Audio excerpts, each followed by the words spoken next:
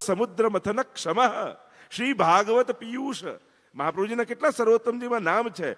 ભાગવત એટલે વેદરૂપી વૃક્ષનું ફળ, અને ફળનું ના રસનું મંથન કરી જે નવનીત નીકળ્યું એ જ આ ષોડશ ગ્રંથ છે.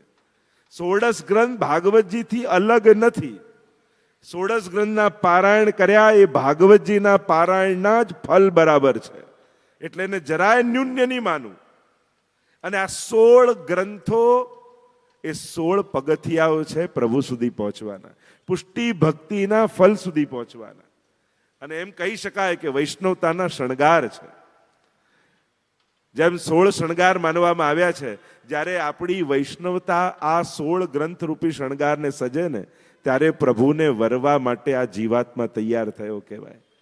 યમનાષ્ટકથી શરૂ કરી અને છેક સેવા ફલ સુધી આપણે ત્યાં 16 ગ્રંથોના નામો, જો ઘણીવાર અહીંયા બેઠા હશે એમાંથી 95% લોકોએ પહેલી વાર 16 ગ્રંથોનો પાઠ કર્યો છે.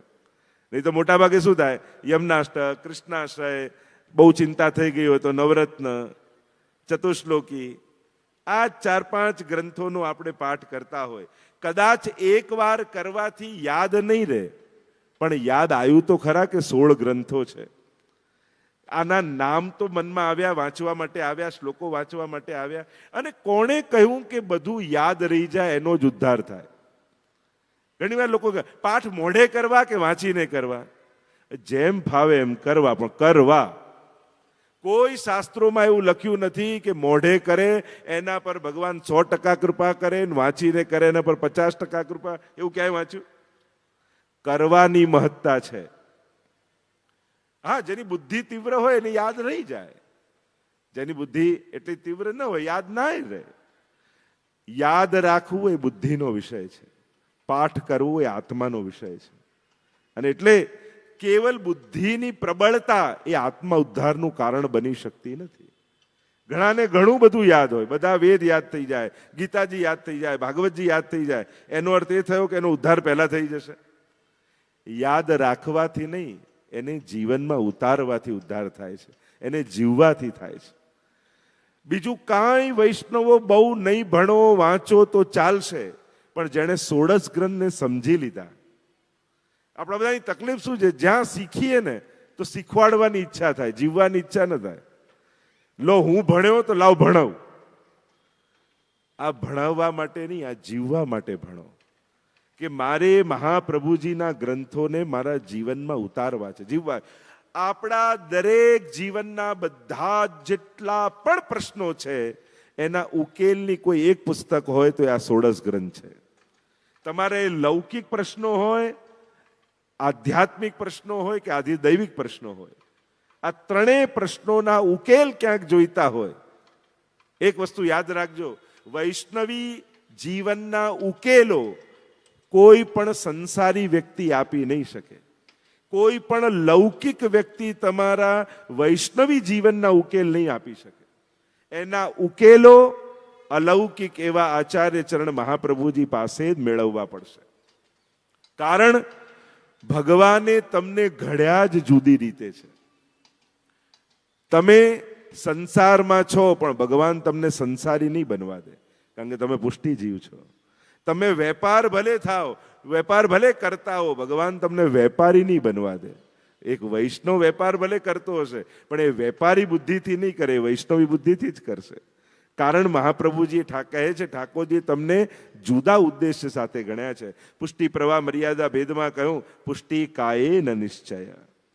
આખા 16 ગ્રંથોના તમે એક ક્રમને જોતા જાઓ તો કેટલા આધ્યાત્મિક જીવનના ઉકેલો તમને મળતા જાય. યમનાષ્ટકથી શરૂ થાય અને પ્રાય દરેક લોકો યમનાષ્ટક તો લગભગ કરતા હશે, અને નહીં કરતા હોય આજથી શરૂ કરી દેશે. કારણ કે 16 ગ્રંથ કર્યા જ છે ને અહીંયા બેઠા જ છો, તો આજથી સંકલ્પ કરજો કે રોજ એક યમનાષ્ટક જરૂર કરીશ. આ પુસ્તિકા છે ને તમારી જોડે લઈ જજો. અને બીજું કાંઈ ન થાય તો દર એકાદશીએ નક્કી કરો કે 16 ગ્રંથોના પાઠ કરીશ, અને રોજ જુદા જુદા ગ્રંથોના પાઠ કરો.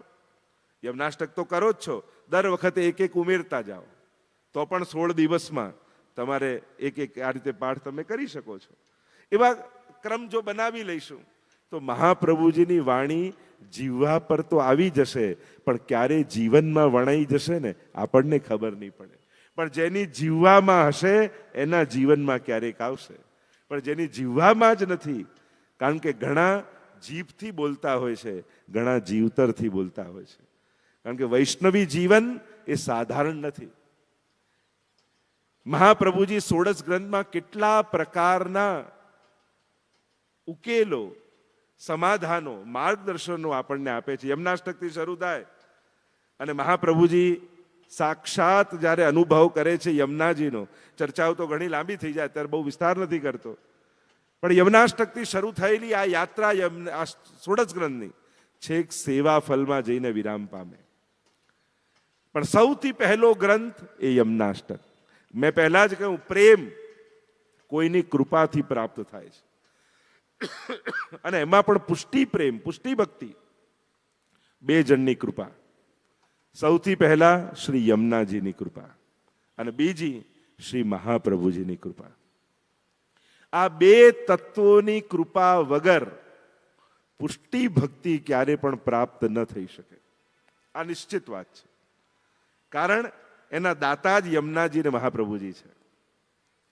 યમુનાજીના સ્મરણથી પુષ્ટિ ભક્તિ મળે, મહાપ્રભુજીના સાનિધ્યથી મળે અને શ્રીનાથજીની સેવાથી મળે. સ્મરણ, સાનિધ્ય અને સેવા, આ ત્રણ સકારને આજે યાદ રાખજો. તમારી જીવવા ઉપર શું છે એ જાગૃતિ સાથે જીવો. જીવવા ઉપર યમુનાજીને નહીં રાખો તો કોઈ ને કોઈ પ્રકારથી યમુના દૂતો આવીને બેસી જશે. અને યમુના દૂતોના અનેક પ્રકાર છે. એ લૌકિક રૂપે હોય, એ વિચાર, આપણે ત્યાં તો વાર્તા પ્રસંગમાં આવે છે ને કે પેલા સાપને ખસેડવા માટે ગયો અને સાપ લાકડીથી મરી ગયો, અને નાગણે જોઈ લીધું કે આણે મારા પતિને માર્યો છે, આને નહીં છોડું. એની પાછળ પાછળ ફરે, પણ પેલો વૈષ્ણવ અહર્નિશ ભગવત નામ લેતો રહે, અને એટલે એને ડંખ મારવાનો મોકો ન મળે. એક વાર બજારમાંથી જતો હતો ને કોઈ લૌકિક વ્યક્તિ મળી ગયો, અને લૌકિક વાત કાઢી એટલે ભગવત નામ છૂટ્યું ને લૌકિક વાતમાં લાગ્યો. ત્યાં જ મોકો મળ્યો અને દંશ માર્યો ને પેલા જીવનું મૃત્યુ થઈ ગયું. આ સમાચાર ગુસાઈજીને મળ્યા. ત્યારે ગુસાઈજીએ કહ્યું કે નાગણ સાધારણ નહોતી, એ એનો કાળ હતી, પણ એના મુખમાં ભગવત નામ રહેતું હતું એટલે કાળ એનો ગ્રાસ નહોતો કરી શકતો. જ્યાં ભગવત નામ છૂટ્યું અને લૌકિક વાત જીવવા પર આવી, કાળને મોકો મળ્યો ને કાળ એને ગ્રસિત કરી ગયો. એટલા માટે જીવવા ઉપર જા મુક્તે શ્રી યમને યહ નામ આવે. કેટલું 41 પદમાં તો કેટલું મહિમા શ્રી યમુના કે નામ અગદૂર ભાજે, નામ મહિમા એસી જુ જાણો. કેટલી બધી મહિમા યમુનાજીના નામની કહી છે. અને એટલે જીવવા ઉપર સતત યમુનાજીનું નામ રહેવું જોઈએ. ત્યાંથી યમુનાષ્ટકથી શરૂ થાય. નમામિ યમુનામહમ. ચર્ચાઓ ઘણી બધી છે, વિસ્તાર, પણ યમુનાષ્ટકના 5 ફલ કરી દીધા. અને યમુનાષ્ટક એ ચાવી છે 16 ગ્રંથની. જો ચાવી તમારી પાસે હોય ને તો આખું મકાન આપણું કહેવાય. ઘણી વાર ઘર આપણી પાસે, જો કે તારી પાસે તો ચાવી છે, ઘર ક્યાં છે? પણ ચાવી જેની પાસે હોય ઘર એની પાસે જ કહેવાય. યમુનાષ્ટક ચાવી છે.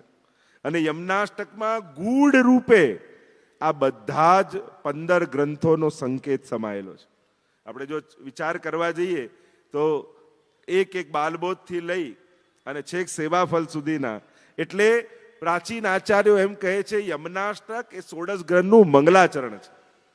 અને મંગલાચરણના જે 3 પ્રકાર છે, એક નમસ્કારાત્મક હોય, બીજું આશીર્વાદાત્મક હોય, અને ત્રીજું વસ્તુ નિર્દેશાત્મક હોય. તો આ 15 ગ્રંથોના વસ્તુ નિર્દેશ એ યમુનાષ્ટકમાં કરેલા છે ગૂઢ રૂપે.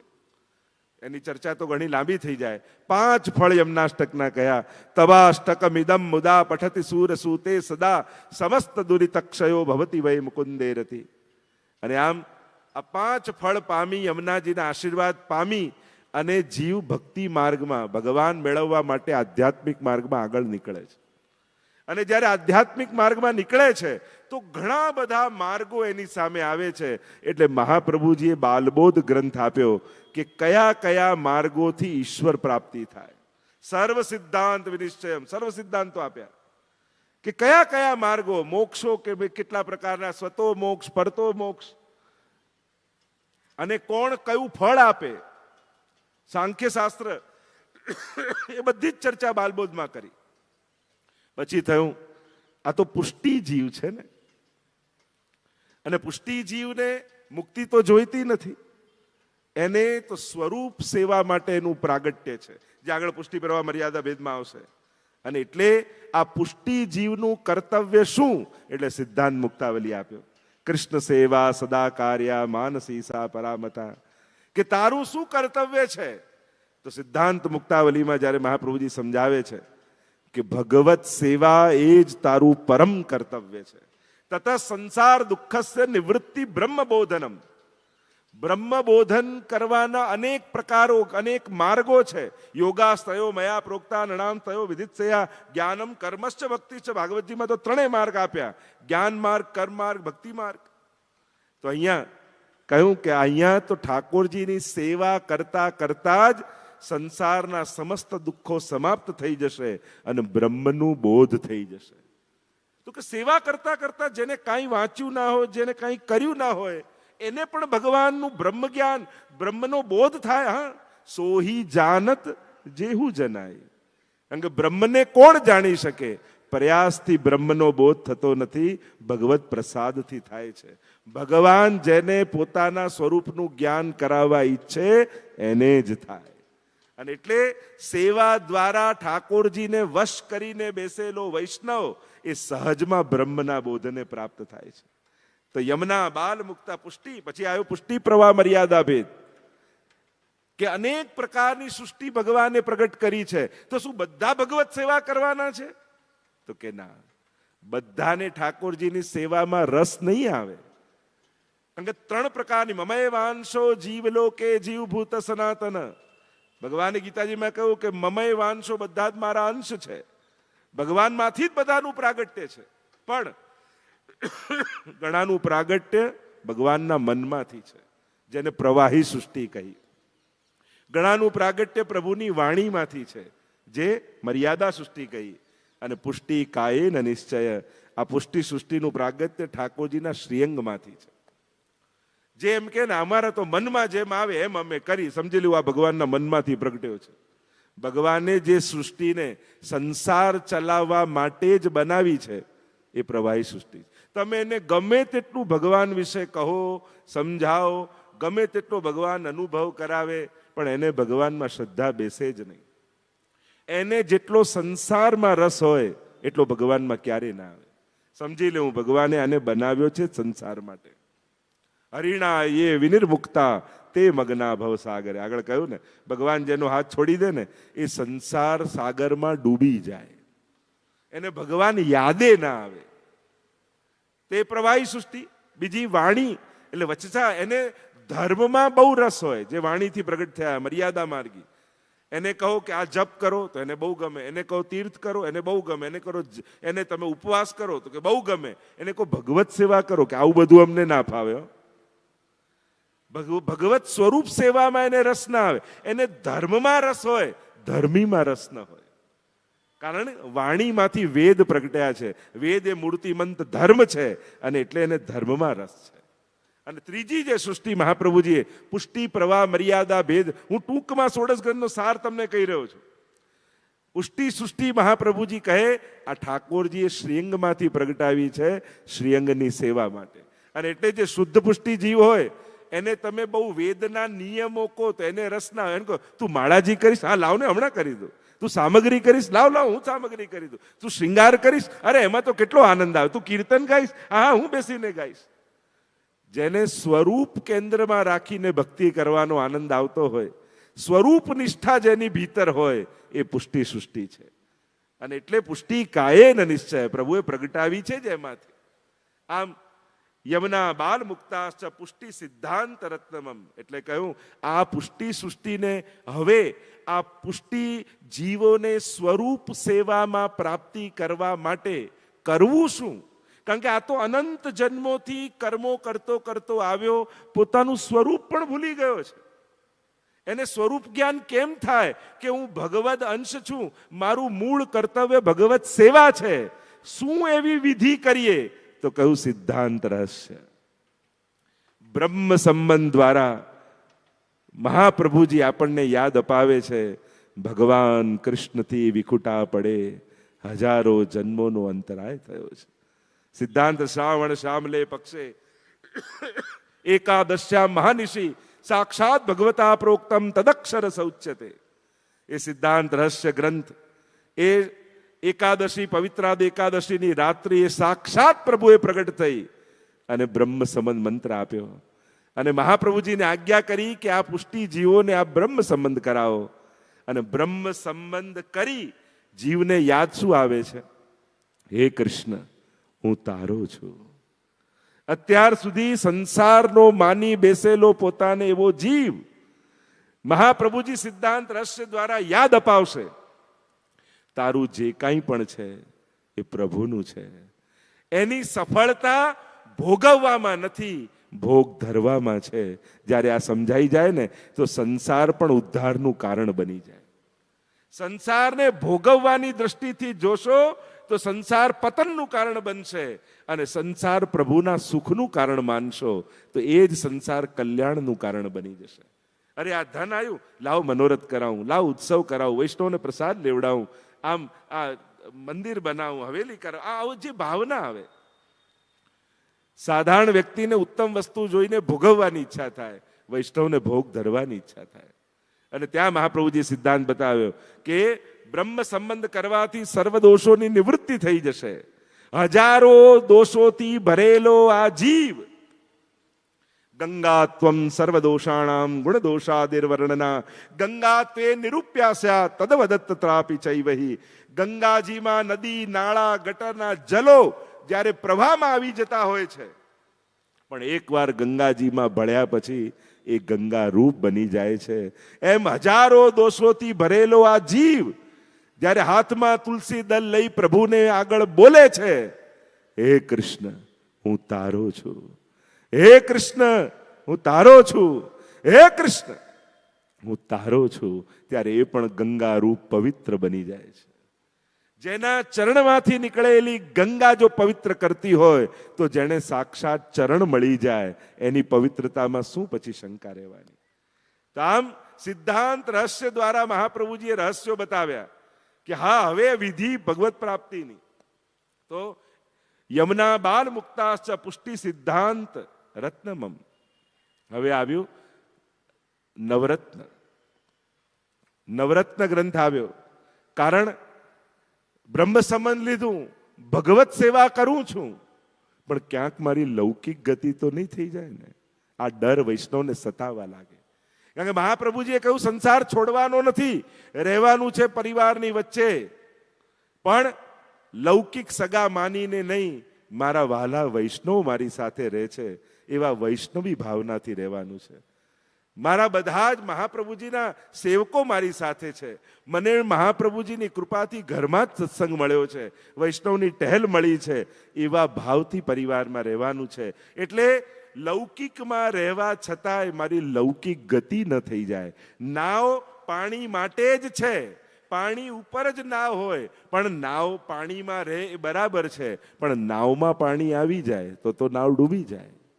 એમ જ રહેવાનું સંસારમાં જ છે, પણ સંસાર આપણામાં ન આવી જાય, લૌકિક ગતિ તો નહીં થાય ને. ત્યારે મહાપ્રભુજી નવરત્ન લખીને કહે, ચિંતા કાપી નકાર્યા નિવેદિતાત્મભી કદાપિતિ ભગવાન અપી પુષ્ટિસ્થો ન કરીશતી લૌકિકીમ જગતે. ઠાકોરજી તારી ક્યારે પણ જો બ્રહ્મ સંબંધ લીધું છે તે તો તારી ક્યારે લૌકિક ગતિ નહીં થવા દે. કારણ તે કોઈ ન્યાય કરનારા પરમાત્માનું શરણું નથી લીધું, તે કૃપાળુ પરમાત્માની. ભગવાન અપી પુષ્ટિસ્થો, કૃપાળુ પ્રભુને ત્યાં તું શરણે છે. જે સજા આપે એવા ભગવાનને નહીં, જે ક્ષમા આપે એવા ભગવાનને શરણે ગયો છે. જે હિસાબ કિતાબના ચોપડા ખોલીને બેઠો હોય એવા પરમાત્માના શરણે નથી ગયો, પણ તું શરણે જાય તો બધા ચોપડા બંધ કરી દોડતો આવીને તને ભેટી પડે એવા પરમાત્માના શરણે તું ગયો છે. એવો શ્રીનાથજી બાવા જે નિકુંજના દ્વાર પર ઊભો ઊભો તને બોલાવી રહ્યો છે, આવ આવ આવ આવ આવ, એવા કૃપાળુ શ્રીનાથજીના શરણે ગયો છું. અને એટલે નવરત્ન આવ્યું, આગળ અંતઃકરણ પ્રબોધ આવ્યું. પુષ્ટિ સિદ્ધાંત રત્ન મમ, મમ એટલે અંતઃકરણ. ત્યાં મહાપ્રભુજીને ભગવદ આજ્ઞાઓ થઈ છે કે હવે આપ લીલામાં પધારો. અને ત્યારે જીવને પણ એમ થાય કે મારી લીલામાં પ્રાપ્તિ ક્યારે થશે? હું તો સંસારમાં ફસાયેલો છું, સંસારને છોડી શકું એમ છું નહીં, પણ સાક્ષાત પ્રભુની નિત્ય લીલામાં મારી પ્રાપ્તિ ક્યારે થાય? અને આ તાપ જ્યારે જીવને થાય, અંતઃકરણ મદ વાક્યમ સાવધાન તયા શૃણુ, કૃષ્ણાત પરમ નાસ્તિ દૈવમ વસ્તુતો દોષ વર્જિતમ, ચાંડાલી ચેદ રાજ પત્ની જ્ઞાતા રાજ્ઞા ચ માનિતા, કદાચિત અપમાન એવા મૂળ તક્કા ક્ષતિર ભવે. અને ત્યાં મહાપ્રભુ સમજાવે, કારણ કે જીવને જ્યારે એમ થાય ને કે મેં બ્રહ્મ સમન લીધું, પણ હજી મારી ભીતર તો અનેક દોષ છે. પ્રભુએ મને વર્યો તો છે, સ્વીકાર્યો છે, પણ ક્યાંક ઠાકોરજી મને છોડી દેશે તો મારું પતન તો નહીં થઈ જાય ને. ત્યારે મહાપ્રભુજી ઉદાહરણ આપીને સમજાવે છે કે એક ચાંડાલી સ્ત્રી જતી હતી, રાજાએ જોઈને રાજાને ગમી ગઈ, રાણી બનાવી લીધી, પણ થોડા દિવસમાં અમાનીતી થઈ ગઈ. મહાપ્રભુજી કે છતાં એ ચાંડાલી સ્ત્રીનું બગડ્યું શું? હતી ચાંડાલી, રાણી તો કહેવાય. એમ આપણે તો ક્યાં સંસાર કૂપમાં પડ્યા હતા, પણ બ્રહ્મ સમન લીધું તો ગામના લોકો વૈષ્ણવ કહે છે, એ ઓછું સન્માન છે આપણું?